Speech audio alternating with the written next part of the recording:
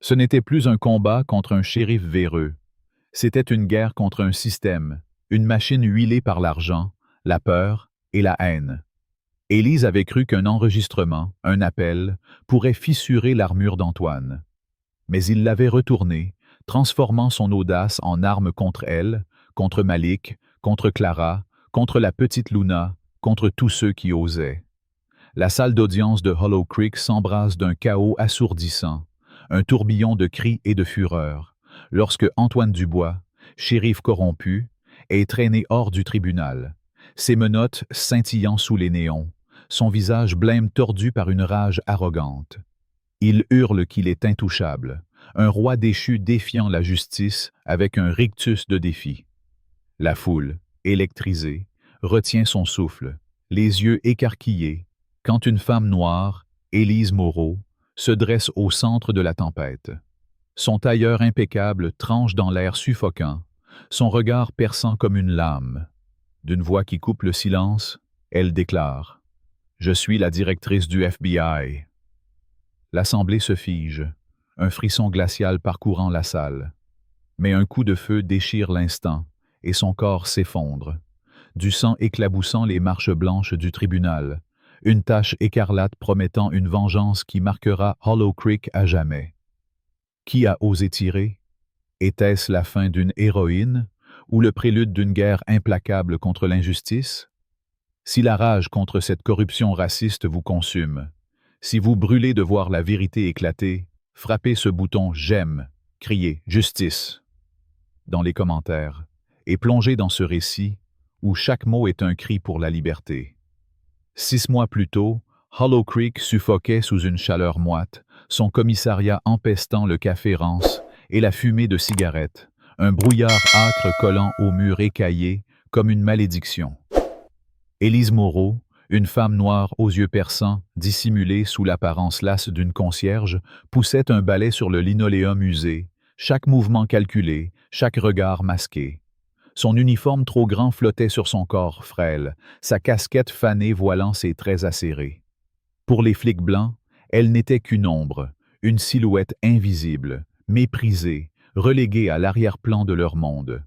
Ils riaient, leur voix rauque ricochant contre les casiers métalliques, échangeant des récits de brutalité et de pouvoir comme des trophées. Antoine Dubois, le shérif, trônait au centre de ce cloaque, ses bottes posées sur un bureau, sa voix dégoulinante d'une arrogance venimeuse. Large d'épaules, la peau pâle rougie par une fierté toxique, il portait son badge comme un sceptre volé, son uniforme tendu sur son torse, l'insigne luisant comme une médaille qu'il n'avait jamais méritée. Élise balayait, tête baissée, mais chaque mot qu'Antoine crachait s'enregistrait dans le petit appareil caché sous sa veste, un éclat rouge clignotant en silence, capturant la vérité qu'elle jurait de faire éclater. Antoine était en pleine tirade, ses mots acérés comme des lames, visant Malik Touré, un adolescent noir de 17 ans, qui avait osé traverser un quartier blanc la semaine précédente, un sac à dos sur l'épaule, un sourire innocent sur le visage. « On a chopé ce petit voyou avec un sachet de drogue », ricana Antoine, ses dents jaunies par des années de tabac à chiquer, son sourire tordu par une satisfaction cruelle. « Je l'ai placé moi-même. Faut garder Hollow Creek pur, pas vrai? Leur genre n'a rien à faire ici, à salir nos rues. » Ses adjoints gloussaient, un rire guttural, bestial, qui nouait l'estomac d'Élise. Elle serra le manche du balai, ses jointures blanchissant sous la peau sombre, mais son visage restait un masque impassible. Elle avait appris, des années plus tôt, à ravaler sa colère, à la laisser mijoter, à la transformer en une arme affûtée pour le moment parfait. Sous sa veste, l'enregistreur bourdonnait, capturant chaque confession, chaque mot empoisonné d'Antoine. Des aveux si crus, si arrogants, qu'ils pourraient faire s'effondrer son empire de corruption s'il voyait la lumière du jour.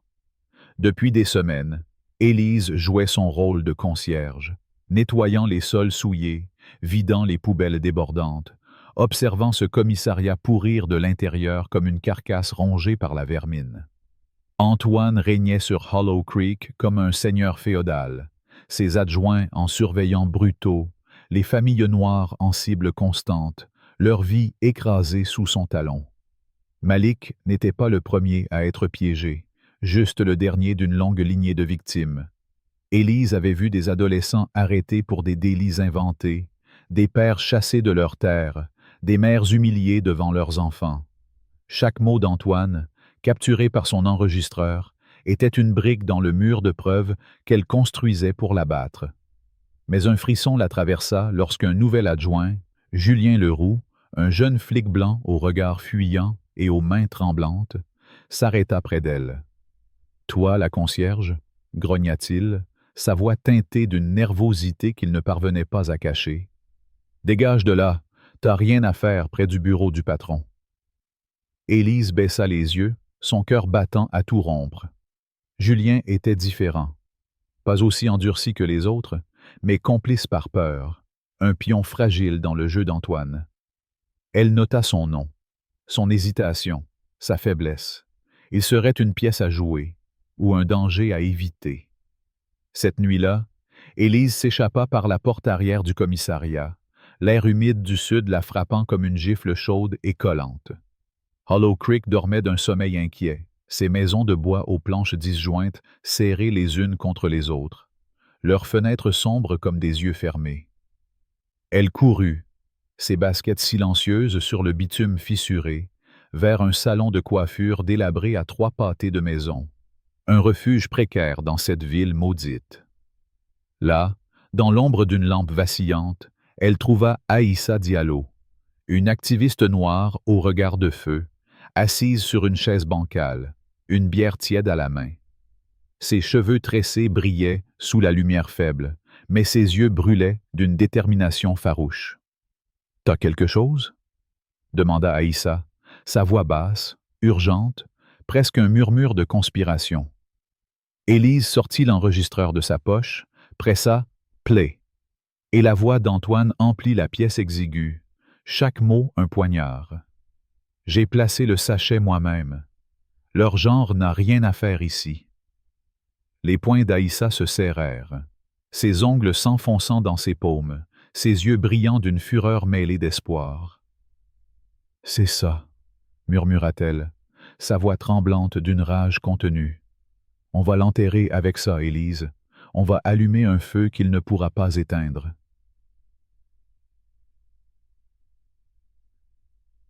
Élise hocha la tête, son pouls s'accélérant, un frisson de triomphe la parcourant. Elle avait réussi, non? Elle venait de remettre à Aïssa l'allumette pour mettre Hollow Creek à feu, pour faire tomber ce monstre qui écrasait leur peuple. Le lendemain matin, l'aube peignait Hollow Creek d'une lumière terne, mais la rue devant le commissariat s'enflammait d'une autre énergie. Aïssa, mégaphone à la main, haranguait la foule, majoritairement des visages noirs, fatigués, marqués par des années de peur et de silence. « Justice pour Malik !» scandait-elle, sa voix perçant l'air lourd, tandis que l'enregistrement d'Antoine tournait en boucle, ses aveux exposés au grand jour comme une plaie ouverte. Les mots du shérif, garder Hollow Creek pur, résonnaient, crus, impardonnables, dans la rue poussiéreuse. Élise observait depuis la lisière, sa casquette de concierge enfoncée, se fondant dans l'ombre des badauds. La foule grossissait, leurs voix couvrant le chant strident des cigales, leurs pancartes brandies haut, exigeant la destitution d'Antoine. Des enfants serraient les mains de leurs parents, des anciens pleuraient en silence, et pour un instant, la justice semblait possible, comme si ce cri collectif pouvait fissurer l'étau de fer qui enserrait la ville. Élise sentit son cœur s'alléger, un espoir fragile naissant dans sa poitrine. Était-ce le début de la fin pour Antoine? Mais Antoine Dubois n'était pas homme à plier sous la pression d'une foule en colère. À la tombée de la nuit, une odeur âcre d'essence trancha l'air, une puanteur qui fit dresser les poils d'Élise. Elle courut vers le salon de coiffure, son cœur se serrant dans sa poitrine, alors que des flammes oranges léchaient le ciel, dévorant le bâtiment comme un monstre affamé. Le lieu de réunion d'Aïssa, où elle avait rallié la communauté, était un brasier rugissant, le bois ancien s'effondrant sur lui-même dans un craquement sinistre. Des cris perçaient la nuit, des visages noirs éclairés par l'incendie, fuyant la chaleur suffocante. Élise repéra Aïssa, toussant, soutenant une vieille femme, Clara, dont les yeux étaient noyés de larmes, ses mains tremblantes agrippant un châle déchiré. « Il a fait ça !» cracha Aïssa, sa voix rauque, brisée par la fumée.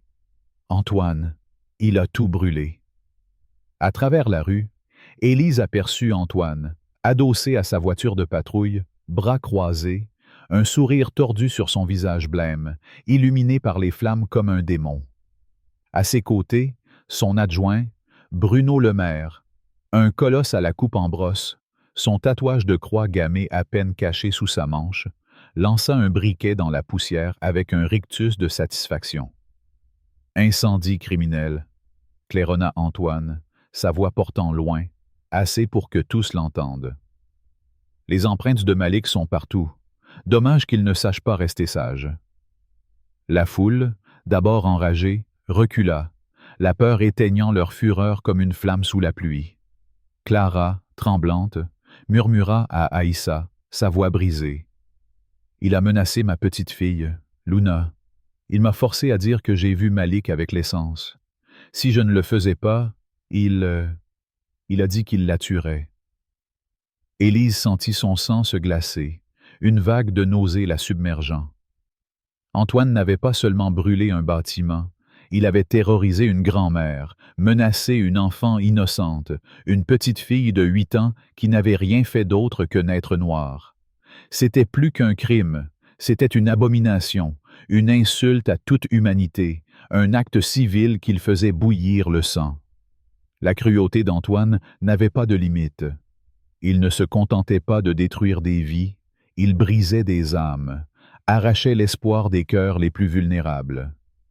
Élise serra les poings, ses ongles s'enfonçant dans ses paumes. Elle voulait hurler, arracher ce sourire satisfait du visage d'Antoine, mais elle resta immobile, son rôle de concierge l'enchaînant à l'ombre. Le lendemain, le commissariat vibrait d'une énergie triomphante, une jubilation écœurante. Les adjoints d'Antoine, ivres de leur victoire, riaient, leur voix râpant les nerfs d'Élise alors qu'elle balayait les mêmes sols tachés. Antoine passa, ses bottes claquant sur le linoléum, vantant son cou avec une arrogance insupportable. « Je vous l'ai dit, les gars, » lança-t-il à ses hommes. « Faites-les taire en brûlant tout et en mettant ça sur le dos d'un des leurs. Ça marche à chaque fois. » Bruno grogna son approbation, ses poings craquants, ses yeux brillants d'une lueur sauvage, presque animale.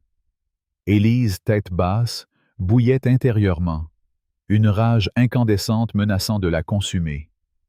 Elle avait sous-estimé la cruauté d'Antoine, sa capacité à incendier sa propre ville pour la garder blanche, à manipuler les plus faibles, comme Clara, pour consolider son pouvoir. L'enregistrement était perdu, l'esprit d'Aïssa brisé, Malik toujours en cellule, et maintenant une enfant, Luna, vivait sous la menace d'un monstre. Mais Élise n'avait pas fini. Elle trouverait une autre faille, un autre moyen de le faire saigner, de le faire payer pour chaque larme arrachée. Hollow Creek était le royaume d'Antoine, un cloaque de champs de coton et de caravanes rouillées où les familles noires vivaient en marge, leur voix étouffée par une peur viscérale. Élise, née dans ces rues poussiéreuses, connaissait ce poison dans ses os. Elle avait gravi les échelons jusqu'à devenir directrice du FBI, mais était revenue incognito, car cette ville était personnelle, une blessure ouverte qu'elle refusait de laisser suppurer. En balayant près du bureau d'Antoine, elle aperçut une photo encadrée sur son bureau, lui serrant la main d'un riche propriétaire blanc, un homme au sourire carnassier nommé Gérard Beaumont, leurs regards complices, comme des loups partageant une proie. Ce n'était pas juste de la corruption, c'était une croisade raciste, une guerre déclarée contre tout ce qu'Élise représentait. Elle était l'ennemi qu'ils ne voyaient pas venir, une ombre dans leur lumière toxique. L'incendie du salon n'était qu'un avertissement, un coup de semonce, mais il avait allumé en elle une résolution d'acier, plus dure que jamais. La prison de Hollow Creek puait la sueur et la rouille. Ses murs de béton suintant une humidité qui ne séchait jamais dans la chaleur moite du sud. Malik, maigre, un œil tuméfié, le lèvre fendu, était affalé contre les barreaux, son souffle faible, comme s'il abandonnait tout espoir. Antoine l'avait piégé avec un faux sachet de drogue, et maintenant il croupissait là, brisé par un système conçu pour l'écraser. Élise, toujours dans son rôle de concierge, nettoyait un couloir à quelques mètres, ses oreilles aux aguets, quand Bruno Lemaire déboula, son tatouage de croix gammée luisant sous la lumière crue, un téléphone à la main, filmant avec un sourire sadique. « Ce soir, on va s'amuser », grogna-t-il, ouvrant la cellule de Malik d'un coup de pied retentissant. « On va t'apprendre, gamin, à rester à ta place. » Il saisit Malik par le col, le plaquant contre le mur, son poing s'écrasant dans l'estomac du garçon, qui gémit, la tête rejetée en arrière, un craquement d'os résonnant dans le silence. « Les vies noires, ça vaut rien ici », cracha Bruno, frappant encore, un coup vicieux qui fit plier Malik en deux, du sang coulant de sa bouche. Élise figea son balai, son cœur tambourinant si fort qu'elle craignait qu'il ne l'entende. Bruno filmait, diffusant en direct pour ses complices au commissariat, un spectacle de haine pure, un divertissement macabre pour des âmes pourries. Mais ce qui suivit fut pire, une abomination qui fit monter une bile amère dans la gorge d'Élise. Une femme, Sophie Martin, une journaliste blanche qui traînait parfois au commissariat, entra dans le couloir, son carnet à la main, ses lunettes glissant sur son nez. Elle vit Malik s'effondrer, du sang gouttant sur le béton, mais détournant les yeux, son stylo griffonnant à la hâte. « Rien à signaler », murmura-t-elle, sa voix tremblante, avant de tourner les talons et de sortir comme si de rien n'était. Élise sentit une rage incandescente l'envahir, une vague brûlante qui menaçait de la faire exploser. Sophie savait. Elle avait vu un adolescent se faire battre à mort, et elle choisissait le silence, complice par lâcheté, une traîtresse à la vérité. C'était insupportable, une trahison qui poignardait Élise au cœur. Elle lâcha son balai, courut vers un téléphone mural dans un coin sombre du couloir et composa le 911, chuchotant d'une voix précipitée. « Ambulance à la prison de Hollow Creek, prisonnier blessé, vite !» Elle raccrocha avant qu'on puisse lui poser des questions, son pouls en feu, ses mains tremblant comme des feuilles. Bruno, trop occupé à parader pour son public en ligne, ne remarqua rien. Des sirènes hurlèrent au loin, un son faible mais grandissant, et Élise reprit son balai, le souffle court, le corps tendu. Avait-elle sauvé Malik? Était-ce une lueur d'espoir dans cet enfer? Les ambulanciers, deux hommes blancs en uniforme bleu, déboulèrent quelques minutes plus tard, leur visage crispé d'hésitation face à Bruno, qui éteignit son direct avec un grognement. « Légitime défense », mentit-il, son aplomb aussi audacieux que révoltant. Ils ne discutèrent pas, chargeant Malik sur un brancard, son corps inerte, et filèrent vers l'hôpital Merci, à 5 kilomètres. Élise expira, ses mains tremblantes serrant le manche du balai. Elle l'avait fait, non? Malik vivait grâce à elle, une vie arrachée aux griffes de Bruno. Mais Antoine ne laissait jamais les failles s'élargir. À minuit, alors qu'Élise vidait une poubelle près du bureau des adjoints, des murmures parvinrent à ses oreilles. Bruno ricana à un autre flic, un type maigre au visage balafré. Le patron a réglé ça. 2 onces de méthamphétamine planquées dans le lit de Malik pendant qu'il était inconscient. Les toubibs ont trouvé. Ils nous ont rappelé direct. Élise sentit son sang se figer, ses doigts se crispant sur le bord du seau jusqu'à ce que ses ongles mordent ses paumes. Ils avaient transformé un hôpital, un lieu de soins, en piège immonde, souillant l'espoir avec leur venin. C'était une profanation, une insulte à tout ce qui était sacré. Elle courut à l'hôpital sous un ciel lourd d'orage, ses pas précipités, son souffle court. Par une fenêtre embuée, elle vit Malik, pâle, relié à une perfusion, un flic posté à l'entrée de sa chambre comme un vautour. Une infirmière passa, marmonnant. Sale drogué, encore un. Antoine avait tout orchestré, n'est-ce pas? La ville avalerait son mensonge sans sourciller. Un autre gosse noir prit la main dans le sac, une histoire aussi vieille que Hollow Creek elle-même. La victoire d'Élise, l'appel à l'ambulance, s'effrita en cendres amères. Elle avait sauvé Malik des poings de Bruno pour le livrer au filet d'Antoine, un piège encore plus vicieux. Comment avait-elle pu être si naïve? Sa rage bouillonnait, un feu qui menaçait de la consumer, mais elle le canalisa, le transformant en une promesse. Elle le ferait payer, pour Malik, pour Clara, pour Luna, pour chaque âme écrasée par ce monstre. Le lendemain matin, Hollow Creek bourdonnait de rumeurs empoisonnées. Dans un dîner du centre-ville, des Blancs sirotaient leur café, hochant la tête avec une satisfaction écœurante. « Je savais qu'il était louche, ce gosse », dit un homme en casquette de routier, ses yeux plissés de mépris. Ces gens-là, toujours pareils, à semer le chaos. Élise, de retour dans son uniforme de concierge, nettoyait le sol du commissariat, chaque coup de balai un effort pour contenir la tempête en elle. Antoine entra, son sourire assez large pour fendre son visage blême, une lueur de triomphe dans ses yeux.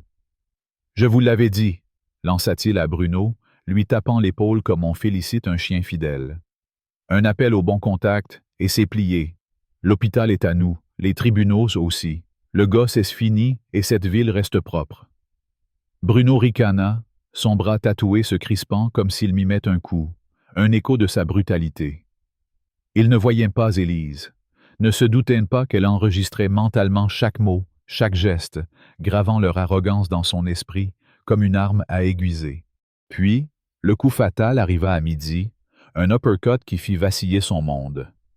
Une flotte de voitures noires rutilantes, aux vitres teintées, envahit Hollow Creek, leurs pneus crissant sur l'asphalte. Des hommes blancs en costumes coûteux, propriétaires terriens, banquiers, l'élite de la ville, tous des soutiens d'Antoine, descendirent avec des airs de prédateurs. Ils se réunirent dans son bureau, la porte fermée, mais Élise s'attarda près d'une grille d'aération, captant des bribes de leur complot. « Malik est un message », dit une voix suave, celle de Gérard Beaumont, le propriétaire terrien. « Gardez-les à terre, Antoine, ou on coupe les fonds. » Un autre, un banquier au ton mielleux, ajouta « On finance votre défense, mais faites du bruit. Faites d'elle la méchante, celle qui remue la boue. » Élise retint son souffle, son seau vacillant dans ses mains. Il parlait d'elle. Pas son nom, pas encore, mais de l'ombre qui osait défier leur ordre. Antoine éclata d'un rire tonitruant, un son qui résonna comme un glas. « Je les enterrerai tous, à commencer par cette traîtresse qui a appelé les secours. » Élise sentit ses genoux trembler, l'eau de son seau éclaboussant le sol. Il savait pour l'appel à l'ambulance, pas son identité véritable, mais il la traquait. Le monstre d'Antoine n'était pas seul. Il était nourri par les mains blanches les plus riches de Hollow Creek, une hydre raciste aux têtes innombrables, prête à l'écraser. Respirer dans cette ville maudite. La rage montait en elle, une flamme inextinguible, une promesse gravée dans son âme. Elle les ferait payer, pour chaque vie brisée, pour chaque larme arrachée, pour chaque espoir réduit en cendres. Ce n'était pas fini. Elle trouverait un moyen, une faille, une étincelle pour mettre à feu cet empire de haine. Si vous tremblez de rage face à la cruauté abjecte d'Antoine, si l'injustice vous brûle jusqu'aux os, si la trahison de Sophie et la terreur imposée à Clara et Luna vous révoltent, frappez ce bouton « J'aime » et criez « Justice » dans les commentaires. Restez avec nous pour voir Élise riposter dans cette ville maudite, pour voir si elle peut abattre ce monstre et rallumer l'espoir dans les cendres de Hollow Creek. Jusqu'où ira-t-elle pour faire tomber cet empire de haine? La nuit de Hollow Creek était un linceul de chaleur et d'ombre, l'air épais saturé par le bourdonnement des cigales et le hurlement lointain des sirènes. Élise Moreau, blessée, traquée, rampait dans un conduit d'aération étroit, son corps meurtri par les coups de Bruno Le Maire, son uniforme de concierge déchiré, son épaule pulsant de douleur. Elle venait de s'échapper de la prison de Hollow Creek, où Antoine Dubois, le shérif corrompu, l'avait fait enfermer, accusé d'un crime qu'elle n'avait pas commis. Son souffle était court, ses poumons brûlants à chaque inspiration dans l'air vicié du conduit. Dehors, la ville s'était transformée en un terrain de chasse. Antoine orchestrant une traque impitoyable, ses haut-parleurs crachant une vidéo truquée où Élise apparaissait comme une terroriste, une tueuse, une menace pour la pureté de Hollow Creek. Chaque coin de rue était un piège, chaque ombre une menace. Elle avait cru que son appel à l'ambulance pour sauver Malik Touré, que son enregistrement des aveux d'Antoine, suffirait à fissurer son empire raciste.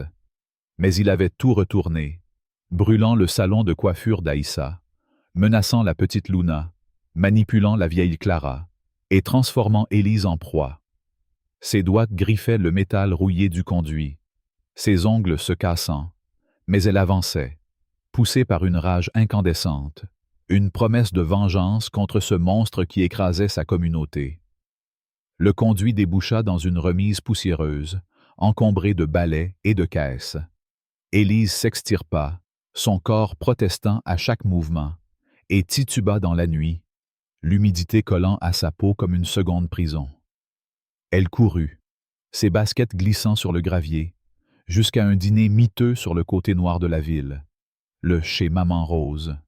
Un bâtiment trapu en briques, son enseigne néon vacillante clignotant, ouvert, comme un défi fragile. Rose, une femme robuste aux tresses grises, des mains calleuses marquées par des décennies à frire du poulet, repéra Élise chancelant dans l'ombre et la tira à l'intérieur sans un mot. « Cache-toi, petite », murmura Rose, verrouillant la porte, ses yeux perçants balayant la rue. « Antoine te traque comme un chien. » Élise s'effondra sur une banquette en vinyle, son souffle rauque, ses yeux scrutant à travers une fente dans les stores. Les phares des voitures de patrouille sillonnaient Hollow Creek, des loups affamés dans la nuit. Elle sortit un téléphone volé, un appareil cabossé dérobé à un employé de station-service, et commença à enregistrer, l'objectif braqué sur la rue. Rose versa du café, son silence un bouclier, mais la paix fut brisée par le crissement de pneus. La voix d'Antoine tonna à travers un mégaphone, glaçante, venimeuse. Élise Moreau, animal dangereux, recherchée morte ou vive, 5 000 $ pour celui qui l'abattra. Les mots étaient un poison, transformant la ville en une meute de lyncheurs. Était-ce cela, son plan? Faire de Hollow Creek un bûcher pour elle? Des bottes martelèrent le pavé, une douzaine d'adjoints se déployant, menés par Bruno Le Maire. Sa silhouette massive découpée contre la lueur du dîner, son pistolet dégainé, son tatouage de croix gammée, luisant sous les néons. Rose siffla « Baisse-toi !» Mais il était trop tard. La porte explosa, le verre volant en éclats, et Bruno entra comme un taureau, son arme pointée. « Trouvez !» rugit-il, son rictus tordu par une joie sadique. Derrière lui, un adjoint au visage balafré traîna un homme, Mamadou Sow, un mécanicien noir qui avait caché Élise dans sa remise 1 heure plus tôt. Le visage de Mamadou était tuméfié, du sang coulant d'une lèvre éclatée. Bruno le poussa à genoux, un sourire cruel aux lèvres. « On a attrapé ce complice, » grogna-t-il, enroulant une corde autour du cou de Mamadou. « Il va apprendre ce qu'il en coûte d'aider une traîtresse. » Élise sentit son estomac se nouer, la culpabilité et la rage s'entrechoquant. Était-ce sa faute? Elle avait cherché refuge, et maintenant Mamadou payait le prix. Bruno traîna Mamadou dehors, sous un lampadaire, la corde serrée autour de son cou. Une foule blanche se rassembla, leurs visages tordus par la haine, leurs téléphones brandis, filmant l'horreur comme un spectacle de cirque. Antoine émergea de sa voiture, sa peau blême fantomatique sous la lumière, son sourire large, triomphant. « Voilà ce qui arrive quand on protège la racaille !» cria-t-il, sa voix tranchant la nuit comme une lame. La corde se tendit, Mamadou se débattit, ses pieds battant l'air, ses halètements s'éteignant dans un silence atroce. Élise, cachée derrière la banquette, filmait, ses mains tremblantes, chaque seconde de ce lynchage gravé dans la mémoire de son téléphone. La foule hurlait, leurs cris un cœur de haine. « Pendez-le! Nettoyez la ville! » Une femme, une blonde aux cheveux hirsutes, lança une pierre qui frappa Mamadou au visage, du sang éclaboussant le sol. Élise sentit des larmes brûler ses yeux, mais elle les ravala, sa rage surpassant son chagrin. Comment pouvait-il? Comment osait-il transformer un homme en martyr pour leur amusement? Rose saisit son bras, la tirant vers la cuisine. « Va-t'en, maintenant !» siffla-t-elle, poussant Élise par une porte arrière, alors que les bottes de Bruno résonnaient, se rapprochant. Élise trébucha dans une ruelle, le téléphone serré contre sa poitrine, son souffle haché. Elle téléchargea la vidéo sur un serveur sécurisé que Mamadou lui avait indiqué, ses doigts frénétiques, l'adrénaline pulsant dans ses veines. En quelques minutes, la vidéo devint virale. Un incendie numérique se propageant à travers le pays, des hashtags comme #Justice pour Mamadou et Hollow Creek Lynchage explosant sur les réseaux. Élise s'accroupit derrière une poubelle, son cœur battant à tout rompre. Avait-elle retourné la situation? Le monde regardait maintenant, Antoine exposé dans sa crasse. Elle osa espérer. Le faible éclat de son téléphone comme une lueur dans l'obscurité. Des camions de presse allaient arriver, les fédéraux accéléreraient, l'empire d'Antoine vacillerait sous les projecteurs. La mort de Mamadou n'était pas vaine, n'est-ce pas? Elle en avait fait un cri de guerre, mais Antoine Dubois ne pliait pas sous la lumière. À l'aube, le dîner de Rose bourdonnait d'une autre rumeur, plus sinistre. Les adjoints fouillaient les rues, leurs radios crépitant, et Bruno fit irruption dans la station-service voisine, fracassant le téléphone de l'employé, un gamin blanc tremblant. « Trouvez cette vidéo, tuez-la !» rugit-il. Dans un sous-sol à des kilomètres, un technicien véreux, un homme au visage de fouine nommé Pierre Cutler, faisait voler ses doigts sur un clavier, effaçant la vidéo des plateformes, la remplaçant par un mensonge odieux. Fausse nouvelle. Canular visant notre héroïque shérif. Élise vérifia son téléphone, son estomac se nouant. La vidéo avait disparu, son signal brouillé. La voix de Cutler siffla à travers une radio d'adjoint. Preuve falsifiée, c'est un deepfake, elle est la menteuse. Antoine réapparut dans la ruelle, ses bottes écrasant le verre brisé, son sourire revenu, plus cruel que jamais. « Tu pensais m'avoir, hein? » lança-t-il, sachant qu'elle était proche. « T'es la terroriste maintenant. » Avant qu'Élise ne puisse réagir, une détonation secoua la terre. Le diner de Rose explosa en flammes derrière elle, un brasier orange engloutissant le sanctuaire. Elle se retourna, les yeux écarquillés, le cœur brisé. Rose hurla, sa silhouette trapue frappant une fenêtre avant que le verre n'éclate, la réduisant au silence. Bruno émergea de la fumée, jetant un cocktail Molotov, son rire guttural perçant le rugissement du feu. « On met ça sur ton compte, arsoniste !» cria-t-il, son pistolet levé. La foule du lynchage de Mamadou rugit de nouveau, leur voix un cœur de haine, la traitant de animal dangereux, le nom qu'Antoine lui avait collé.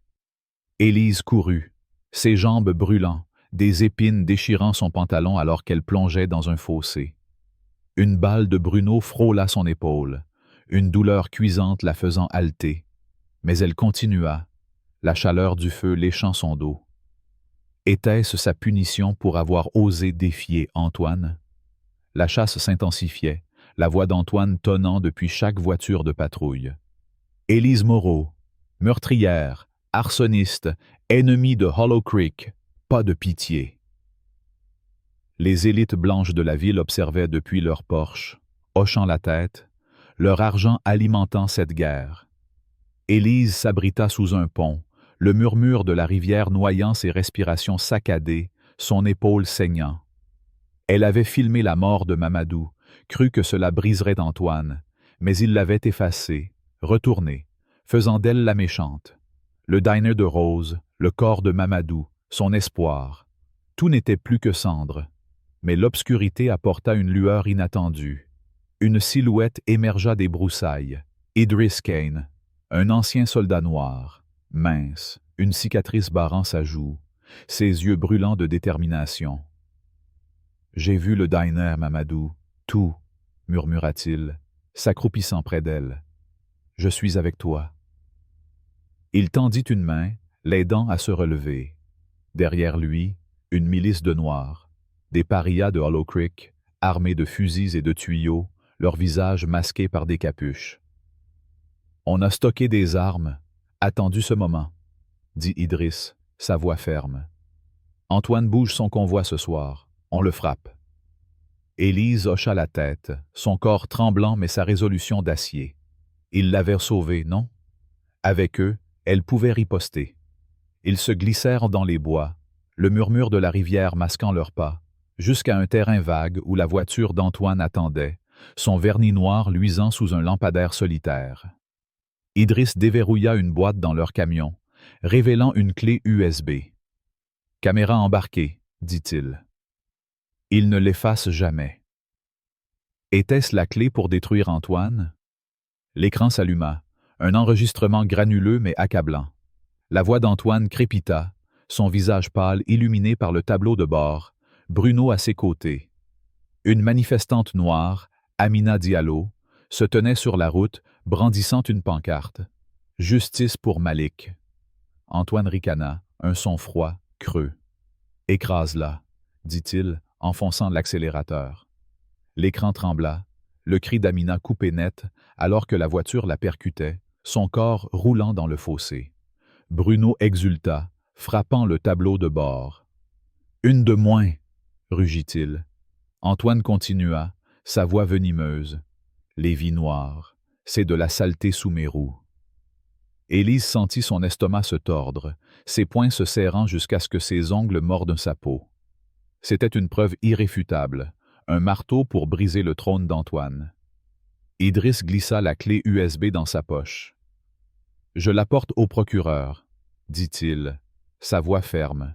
« Ils ne pourront pas ignorer ça. » Élise exhala, un flot de soulagement la submergeant. La mort d'Amina, capturée, était une arme. Elle imagina les gros titres, la fureur nationale, le sourire d'Antoine s'effaçant. « Vas-y, » dit-elle, la voix rauque. « Je reste caché. » Des heures passèrent, le soleil grimpant dans un ciel lourd, Hollow Creek frémissant sous un silence tendu. Élise se cacha dans une cabane abandonnée, son toit affaissé, ses yeux scrutant la route à travers une fenêtre brisée. Elle attendait un signe, un crépitement de radio, une nouvelle de la victoire d'Idris. Puis un hélicoptère rugit au-dessus, ses pales tranchant l'air, un vague logo FBI luisant sur son flanc. Son cœur bondit. Était-il là, en avance? Elle sortit, prête à faire signe, quand une voiture de patrouille déboula, Antoine au volant, son visage un masque de triomphe. Idris descendit à ses côtés, son uniforme de milicien impeccable, ses yeux froids. « Je l'ai !» lança-t-il, jetant la clé USB à Antoine. Que venait-il de se passer?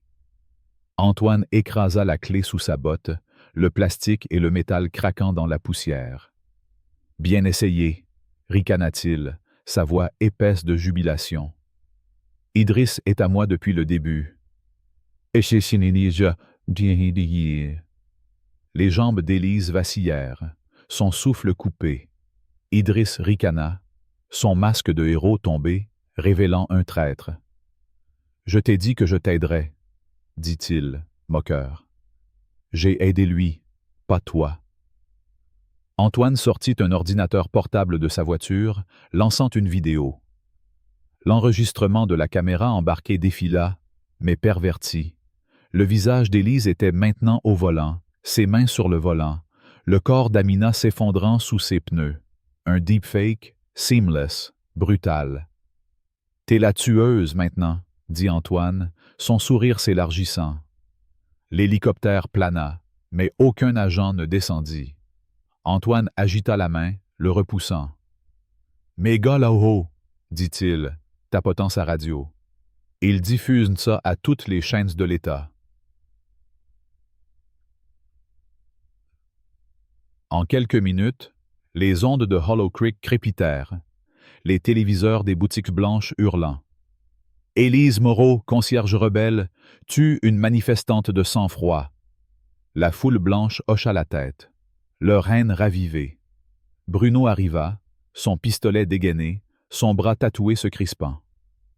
On va la chasser pour de bon, grogna-t-il, tirant un coup qui fit éclater le mur de la cabane, à quelques centimètres de la tête d'Élise. Elle plongea à l'intérieur, son épaule hurlant de douleur, son esprit vacillant. La vidéo truquée tournait en boucle dans sa tête, le cri d'Amina maintenant épinglé sur elle, un mensonge si audacieux qu'il collerait. La trahison d'Idriss coupait plus profondément que la balle de Bruno. Elle lui avait fait confiance, lui avait remis la clé de la chute d'Antoine, et il l'avait transformée en une corde autour de son cou. La ville devint féroce, des voix blanches criant son nom, leurs pierres frappant la cabane. Élise rampa sous un tracteur rouillé, sa respiration hachée, la boue collant à ses mains. Bruno défonça la porte, ses bottes écrasant le verre, son pistolet balayant l'obscurité. « Sors, rat !» rugit-il, tirant à nouveau, les balles perçant les murs, la poussière tombant comme une pluie. Elle roula hors de la cabane, sprintant vers les bois, les jurons de Bruno la poursuivant, le rire d'Idriss s'évanouissant dans le rugissement. Hollow Creek était une meute, chaque main blanche une arme, chaque œil la traquant.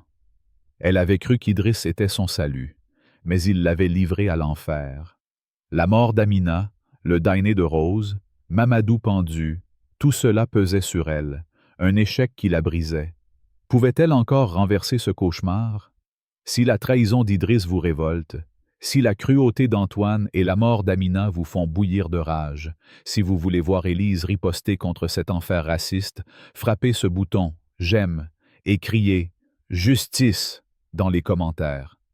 Abonnez-vous pour suivre sa lutte, partagez pour rallumer l'espoir et restez avec nous pour découvrir si Élise peut échapper à cette chasse infernale et faire tomber l'empire d'Antoine. Si vous pensez qu'elle mérite de gagner, faites-le savoir. La cabane s'effondrait sous les flammes rugissantes, un enfer de bois craquant et de fumée noire, tandis qu'Élise Moreau, enchaînée au centre d'un tribunal transformé en bûcher, fixait la foule hurlante avec un regard d'acier. Ses poignets saignaient sous les menottes, son corps meurtri par la chasse implacable, mais sa voix trancha le chaos. « Je suis la directrice du FBI. » Ces mots, lancés comme une grenade, firent vaciller l'assemblée. Elle brandit un téléphone volé, diffusant l'enregistrement brut de la voix d'Antoine Dubois, le shérif corrompu, confessant ses crimes. Le meurtre d'Amina Diallo, le lynchage de Mamadou Sow, l'incendie du dîner de Rose. La salle explosa en murmures, les spectateurs blancs blêmissant, les noirs serrant les poings, l'espoir renaissant dans leurs yeux. Mais Antoine, menotté à l'autre bout du tribunal, ricana, son sourire venimeux intact, comme s'il tenait encore les rênes. Une détonation retentit, une bombe artisanale éventrant le mur, et le feu lécha les bancs, transformant la justice en chaos. Élise, libérée par un allié invisible, plongea dans la fumée, son cœur battant à tout rompre. Un nouvel ennemi émergeait. Le gouverneur Marcel Vasseur, un homme au sourire lisse et aux mains tachées de sang, orchestrant un complot plus vaste que Hollow Creek. Était-ce la fin, ou le début d'une guerre plus grande encore? Élise s'extirpa des décombres, rampant sous un ciel rougeoyant, l'odeur âcre du bois brûlé lui piquant les poumons. Hollow Creek était une zone de guerre, ses rues jonchées de verres brisés et de pancartes déchirées. La trahison d'Idriss Cain, qui avait livré la vidéo accablante d'Antoine à ce dernier, l'avait presque brisé. La chasse infernale déclenchée par Antoine, amplifiée par un deepfake la dépeignant comme la meurtrière d'Amina, avait transformé la ville en meute. Chaque citoyen blanc, armé de torches ou de fusils, la traquait, leurs cris « terroristes » résonnant comme une malédiction. Mais l'enregistrement qu'elle venait de diffuser au tribunal, capturé à ses risques et périls, avait fissuré l'armure d'Antoine. Les chaînes nationales, alertées par la vidéo virale, convergeaient vers Hollow Creek, leurs camionnettes envahissant les routes poussiéreuses. Élise s'abrita dans une ruelle, derrière un conteneur rouillé, son souffle court, son épaule blessée pulsant de douleur. Elle vérifia le téléphone. L'enregistrement tournait en boucle sur les réseaux, des hashtags comme Bave Antoine criminel et #Justice pour Hollow Creek inondant les plateformes. Avait-elle gagné? Le monde regardait, la vérité éclatait enfin, non? Mais un frisson la traversa. Antoine ne tombait jamais si facilement. Un crissement de pneus déchira la nuit. Une limousine noire, rutilante, s'arrêta à l'entrée de la ruelle, et Marcel Vasseur en descendit, son costume gris impeccable contrastant avec le chaos. Grand, les cheveux argentés, son sourire était celui d'un prédateur, ses yeux froids comme des lames. À ses côtés, Antoine, libéré par des complices, ajusta son chapeau de shérif, son rictus triomphant. « Tu croyais que ton petit spectacle au tribunal suffirait ?» lança Vasseur, sa voix suave masquant une menace mortelle. « Hollow Creek n'est qu'un pion, Élise. Mon réseau s'étend bien plus loin. » Antoine ricana, dégainant son pistolet. « T'es fini, » grogna-t-il, son doigt caressant la détente. Élise plongea derrière le conteneur, une balle sifflant près de sa tête, perçant le métal. Elle roula dans la boue, son pouls en feu, et sprinta vers un terrain vague, ses jambes tremblantes. Vasseur ne bougea pas, son calme glacial plus terrifiant que la fureur d'Antoine. « Brûlez tout », ordonna-t-il à ses hommes, des ombres en costume noir émergeant des voitures. « Qu'il ne reste rien d'elle. » Le terrain vague devint un piège. Des cocktails Molotov volèrent, des flammes oranges léchant les herbes sèches, l'air s'épaississant de fumée. Élise, coincée, toussa, ses yeux larmoyants, mais elle repéra une canalisation ouverte et s'y glissa, l'eau croupie trempant ses vêtements. À la surface, Antoine hurlait, ses bottes écrasant le sol. « Sors, rate, tu ne peux pas fuir le gouverneur. » Élise, tapie dans l'obscurité, sentit la rage bouillir. Vasseur n'était pas un simple politicien. Il était le marionnettiste, Antoine son pantin, et Hollow Creek leur terrain de jeu raciste. Elle devait survivre, exposer Vasseur, briser ce réseau. Mais comment? L'enregistrement ne suffisait pas contre un homme qui contrôlait les médias, les juges, les flics. Elle serra le téléphone, son seul atout, et murmura une prière silencieuse. Un grondement secoua la canalisation. Une explosion, massive, fit trembler la ville. Élise rampa hors du tuyau, émergeant près d'un hôpital de quartier, l'hôpital de la Miséricorde, où Malik avait été piégé par les drogues d'Antoine. Des flammes dévoraient le bâtiment, des hurlements perçant la nuit. Des patients, des noirs pour la plupart, fuyaient, leurs robes d'hôpital claquant au vent, tandis que des enfants pleuraient, des mères trébuchant dans la panique. Élise, horrifiée, aperçut une infirmière, Léa Dubois, une femme noire aux tresses serrées, tirant un vieillard d'un lit en feu. « C'est Vasseur !» cria Léa, sa voix brisée par la fumée. « Ces hommes ont bombardé l'hôpital. Ils disent que c'est toi. » Élise sentit son sang se glacer. Vasseur avait frappé là où ça faisait mal, tuant des innocents, des enfants, pour l'accuser. Une télévision dans un magasin voisin diffusait en boucle. « Élise Moreau, terroriste, attaque l'hôpital de Hollow Creek. » Un deepfake montrait son visage dans une camionnette, lançant des explosifs. La foule blanche, rassemblée, rugit, leurs poings levés. « À mort !» C'était un mensonge si monstrueux, si cruel, qu'il la suffoquait. Des enfants morts, un hôpital en ruine, et son nom souillé comme une arme. Léa saisit son bras, l'attirant dans une ambulance abandonnée. « Je sais que c'est faux, » murmura-t-elle, ses yeux brillants de défi. « J'ai vu leurs hommes poser les bombes. » Elle tendit un badge volé, celui d'un agent de sécurité de Vasseur, marqué d'un logo étrange. Une flamme blanche. Ils appellent ça l'ordre, dit Léa. Vasseur les dirige. Un réseau raciste national. Élise serra le badge, son pouls s'accélérant. L'ordre? C'était la vérité derrière Hollow Creek. La main invisible qui alimentait Antoine, qui tuait sans remords. Léa démarra l'ambulance, slalomant entre les débris, tandis que des balles ricochaient sur la carrosserie. « On va au vieux motel, » dit-elle. « Quelqu'un t'attend. » Élise, méfiante après la trahison d'Idriss, garda une main sur le téléphone, prête à se battre. Était-ce un autre piège? Le motel, un bâtiment décrépit à la lisière de la ville, puait la moisissure et le désespoir. Dans une chambre éclairée par une ampoule vacillante, Élise trouva Victor Chen, un hacker maigre aux lunettes fissurées, ses doigts dansant sur un ordinateur portable. « J'ai piraté les serveurs de Vasseur, » dit-il, sa voix tremblante mais résolue.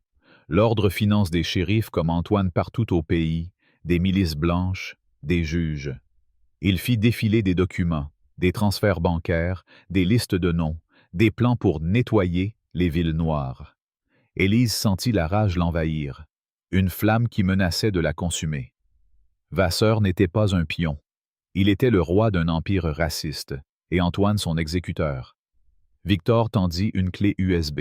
« Tout est là, » dit-il. « Diffuse ça et l'ordre s'effondre. » Mais un bruit de bottes interrompit l'espoir. La porte explosa, et Bruno Le Maire entra, son pistolet pointé, son tatouage luisant. « Fin du jeu, » grogna-t-il, tirant sur Victor, qui s'effondra, du sang éclaboussant l'écran. Élise plongea sous une table, saisissant la clé USB, tandis que Léa lança une chaise sur Bruno, gagnant 1 seconde. Elles sprintèrent vers une fenêtre, sautant dans la boue alors que des balles sifflaient. Élise courut, la clé serrée dans sa main, Léa à ses côtés, jusqu'à une église abandonnée, ses vitraux brisés, scintillant sous la lune. À l'intérieur, elles barricadèrent la porte, leur souffle haché. Élise brancha la clé sur son téléphone, téléchargeant les fichiers sur un serveur sécurisé, ses doigts frénétiques. Les documents s'envolèrent dans le cloud, partagés avec des journalistes, des fédéraux, des activistes. « C'est fait, » murmura-t-elle, un frisson de triomphe la traversant. Vasseur était exposé, l'ordre à nu, mais un rire glacial résonna dehors.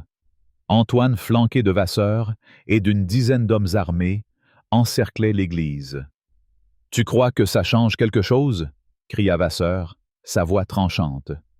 « Mes avocats enterreront ça, mes médias te saliront. Tu es morte, Élise. » L'église devint un piège, les vitraux explosant sous les tirs, le bois pourri s'effritant. Léa, blessée, s'effondra, du sang coulant de son flanc. Élise la traîna derrière l'autel, son cœur se serrant. « Reste avec moi, » murmura-t-elle, déchirant son chemise pour panser la plaie. Mais un nouveau son perça la nuit, un hélicoptère, son projecteur balayant l'église. Élise retint son souffle. Était-ce Vasseur? Non. Un logo FBI apparut, et des agents descendirent en rappel, leurs armes braquées sur les hommes de Vasseur.